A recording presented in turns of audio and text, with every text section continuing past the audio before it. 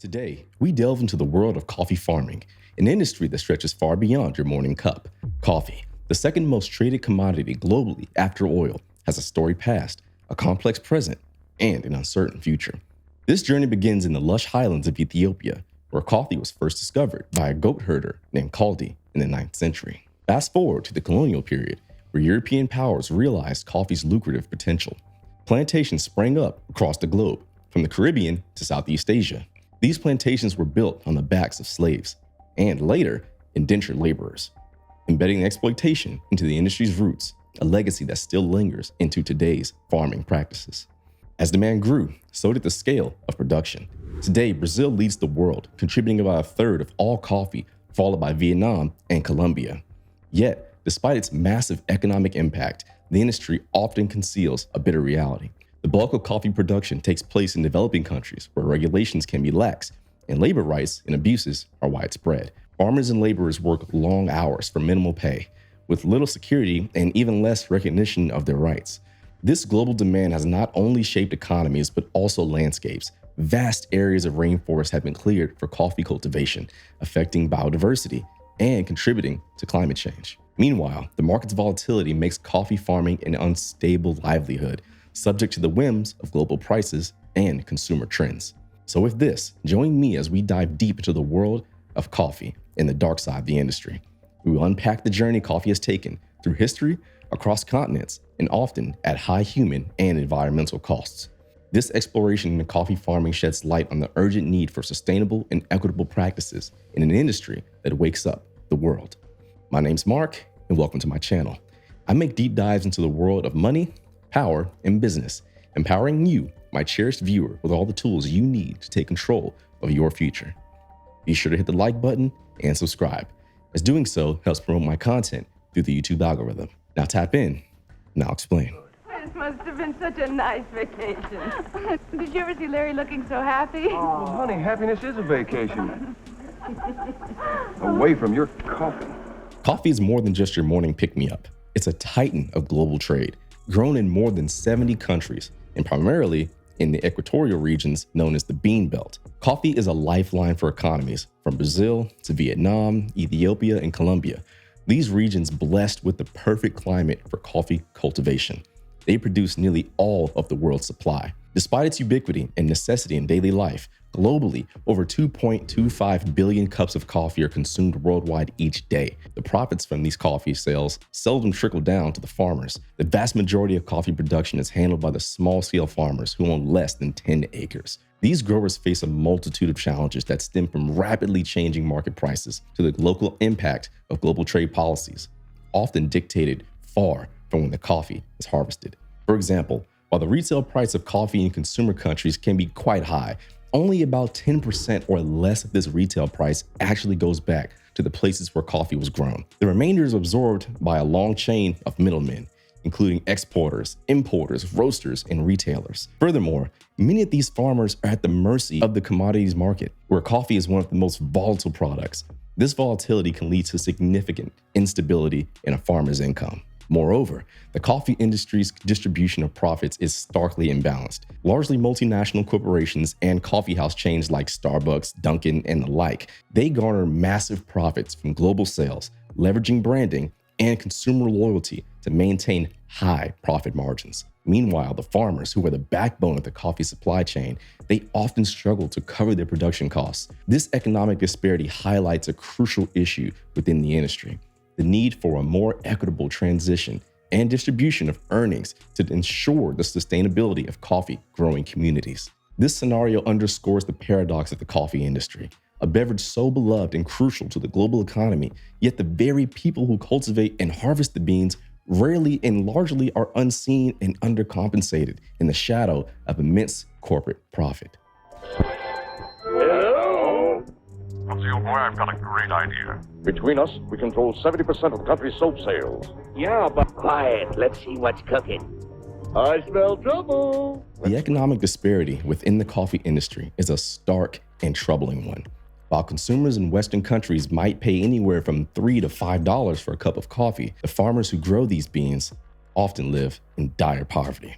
On average, many coffee farmers earn less than $2 a day, placing them well below the international poverty line. This discrepancy lays bare a fundamental issue. Despite the retail high prices of coffee, only a minuscule portion of this revenue makes its way back to the farmers, who are the backbone of the industry. The reasons for this imbalance are multifaceted.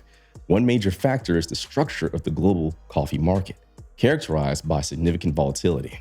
Coffee prices on the international market can fluctuate wildly due to changes in supply and demand, weather conditions affecting the coffee crops, and even speculative trading. These fluctuations make it difficult for farmers to predict how much they will earn from one season to the next, complicating their ability to plan for the future and invest in improvements to grow their farming operations. Additionally, the coffee supply chain is a long and complex one, involving numerous intermediaries. From the moment the coffee is harvested to when it is sold in a cafe, it passes through many hands, including traders, exporters, importers, roasters, and retailers. Each link in this chain takes a cut, and by the time the profits are distributed, what remains for the farmers is disproportionately small. The presence of these middlemen, who often wield more negotiating power than the farmers, ensures that a significant portion of these profits are siphoned off before they can ever reach the growers. These systemic issues are exacerbated by the lack of bargaining power and market access that many coffee farmers face. Without the ability to negotiate better prices or direct access to markets, farmers are often forced to sell their coffee at prices that do not reflect the immense effort required to grow it. This economic exploitation is a harsh reality in the coffee industry, highlighting the needs for reforms that could provide a more equitable distribution of profits and empower farmers with greater control over their livelihoods.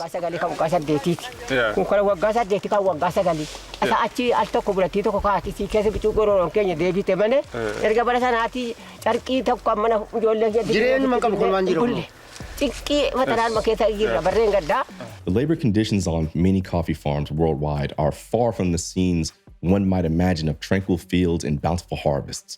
Instead, the reality is often grim and grueling. Coffee farm workers, including a significant number of them in countries like Brazil, Colombia, and Honduras, typically face long hours under the harsh sun, with minimal breaks and exposure to health hazards, such as pesticides and physically demanding tasks. These conditions are not only strenuous, but frequently lack the safeguards and standards found in more regulated industries. Furthermore, the compensation for these coffee workers is notoriously low. Wages often do not meet local living standards, and the seasonal nature of the work can lead to periods of intense labor, followed by times of unemployment. This instability forces many workers to endure poor working conditions out of sheer necessity, as alternate employment opportunities in rural coffee-producing areas are scarce. Compounding the issue is the involvement of child labor, a distressing aspect of the coffee industry, particularly present in parts of Africa and Latin America. Driven by economic desperation, families often have no choice but to enlist their children in the coffee production process to help meet basic survival needs. This practice not only deprives these children of their childhood, but also of educational opportunities, perpetuating a cycle of poverty as they miss out on the skills and knowledge that can lead to better paying jobs in the future. The use of child labor in coffee farming highlights the dire economic conditions that many growing families face. Without substantial income for their labor, these families are forced into making decisions that can have long-lasting negative impacts on their children's futures. Moreover, the ongoing demand for cheap coffee continues to pressure farmers and laborers to accept these harsh conditions, which global consumers often overlook. These labor issues within the coffee industry call for urgent attention and action. Improving working conditions, enforcing labor laws, and ensuring fair wages, and eliminating child labor. These are essential steps needed to transform the industry into a more ethical and sustainable one. Coffee. But because of the damage being done to the planet by the primary dark liquid, oil, along with other fossil fuels, coffee is in trouble, and so are the farmers who grow it. One of the most significant impacts of expanding coffee cultivation is deforestation. As the global demand for coffee continues to rise, forests are increasingly cleared to make way for new plantations. This deforestation is particularly acute in countries like Brazil and Indonesia, where large swaths of rainforest are removed each year. The loss of forests leads to a decrease in biodiversity, as the unique habitats of countless species are destroyed. This biodiversity loss is not just a local issue, but a global one, as these forests are home to some of the world's most varied forms of life, many of which are crucial for ecological balance. Moreover, the clearing of forests contributes significantly to carbon emissions. Trees naturally capture carbon dioxide, but when they're cut down, not only is this carbon capturing capacity lost, but the stored carbon is released back into the atmosphere, exacerbating the issue of global warming. In addition to deforestation, non-sustainable coffee farming practices contribute to soil degradation. The overuse of chemical fertilizers and pesticides can degrade soil quantity and structure, leading to reduced productivity and increased vulnerability to erosion. This degradation affects not just the viability of future coffee crops, but also the overall fertility of the local ecosystem. Water scarcity is another crucial issue linked to coffee cultivation. Coffee plants require a lot of water to grow, and in many regions, the demand leads to significant strains on the local water supplies. The situation is made worse by the fact that many coffee growing areas are already experiencing water shortages. The intensive use of water for coffee farming can deplete the local aquifers and streams, impacting not only the natural habitat, but also the availability of drinking water for local communities. The environmental impacts of coffee cultivation underscore the need for more sustainable farming practices that protect and preserve natural resources upon which the industry depends. Measures such as shade-grown coffee, organic farming techniques, and better management of water resources can also help to mitigate these impacts and ensure the long-term sustainability of the coffee industry. Major coffee corporations which dominate the global market often have profound influence on how coffee is produced and sourced. Their primary focus typically centers on maximizing profits and minimizing production costs, sometimes at the expense of ethical considerations and sustainability. This business model can have wide-ranging effects on both the human and environmental aspects of coffee production. The drive for cost efficiency often leads to a preference for sourcing coffee from regions where labor is cheapest and regulatory oversight is minimal. This approach can perpetuate a cycle of poor working conditions where workers are paid below a living wage, working long hours under harsh conditions, and lack basic rights and protections. The pressure to keep costs low can also discourage investment in a safer and more humane working conditions. Additionally, these cost-cutting measures often extend to environmental practices. In pursuit of the lowest possible production cost, some corporations may source from farms that engage in unsustainable farming practices, such as clear-cutting forests for plantation expansion and using high levels of chemical pesticides and fertilizers, and improperly managing the waste. These practices can lead to significant environmental degradation, including deforestation, soil erosion, water contamination, and loss of biodiversity.